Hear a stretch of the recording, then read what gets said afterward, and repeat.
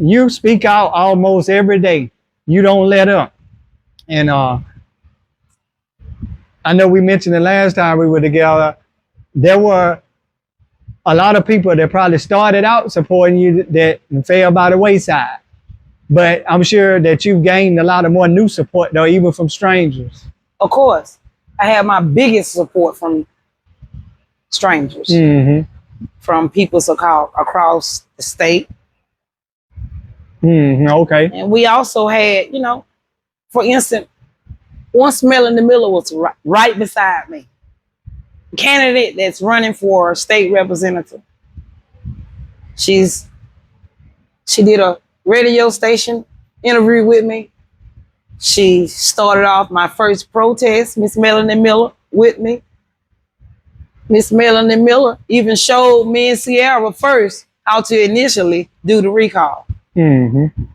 So yeah, of course. Well, I had her picture in the last episode we did, and she gave me a phone call, and I messaged me. So anyway, I ended up talking to her on the phone, and she wasn't too pleased that I had a picture in the last episode, which I explained that I was using it under the Fair Use Act, and she is a political candidate. Correct. And anybody know me, know I really don't like to handle too much business over the phone. So I invited her to come and meet with me one afternoon, and she came and met with me at a disclosed location, and we talked about an hour, because I gave her an opportunity to come on and speak as well, and to also she could have did a little campaigning too, Yes, or whatever. But she had her concerns, saying that I was making her look bad or something. But as I tell everybody, I extend my platform to the guests. I can't control what comes out of the guest's mouth. I don't know whether it's true or false. Some of it could be allegedly, some of it could be proven. But what I'm trying to say is that I never knew her. I think we may have been Facebook friends or something, and I may have offered to help her before, way before all of that, with campaigning and stuff, when I first started trying to get into advertising and stuff. But and I even tried to set up something between you and her to meet. But that's neither here nor there. But yeah, I don't think that would have never happened, because when you sit beside truth, it shine lights on fake. And Miss Melanie Miller is fake. Well, do you know? In my opinion.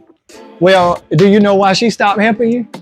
Or why you think she stopped helping? There's no thinking in it, of course. I go by word from word, quote from quote. Miss Melanie Miller, we was close. We rode together to do the radio station interview. She supported me. She stood beside me. Even I got to a point where I started to not trust her, because she had her own agenda of stepping in and helping me. Everybody got their own agenda of doing things. And I felt like she had her own agenda of really, really, truly not really stepping in to support, but to step in to gain citizens to help her get into campaign. And all of this was just for a campaign. Because Miss Melanie Miller, in other words, she wanted to ride your wave. Yeah. Because if she stepped in like she did from the beginning, I thought Melanie Miller would have took that seat. Because she won over the citizens' understanding of who she was and what she was fighting for. But Melanie Miller come to me to let me know that a pastor, she went to a pastor making church. And she disclosed to me that he said that he had his own sermon. And once she walked through that door, she said, Pastor Macon changed his whole sermon. And it was all about her, and that she got a seat, that she need to change her ways and get out of mess. Because she was protesting with me. She was with me. She was riding with me. And to me, she was explaining to me that Pastor Macon was talking about I was the mess she was in, and that she needs to move out of it. She got her seat, but God ain't going to bless her no mess in no mess. Those are the things that come out of Melanie Miller's mouth. I mean, quote from quote. No allegations, no allegedly. And those are things that came out of a pastor's mouth. I'm not sure. Yeah, but I'm saying if she said, If she say yeah, so. if he said I that. cannot say Right. that. That's for sure, because I spoke to some of those members that was in that church that Sunday. And they said, I didn't get that right there. Right. He was more like telling her she's going to be blessed and get that seat. He never was this grace and telling her that she wasn't. So I had a misconfliction on understanding and believing what she said right then. And from that day, she stepped back. Mm-hmm. And also she said that her family members was upset with her. Mr. Mott Miller, he's on the city council board. He's a city council member. And that's Melanie Miller's cousin.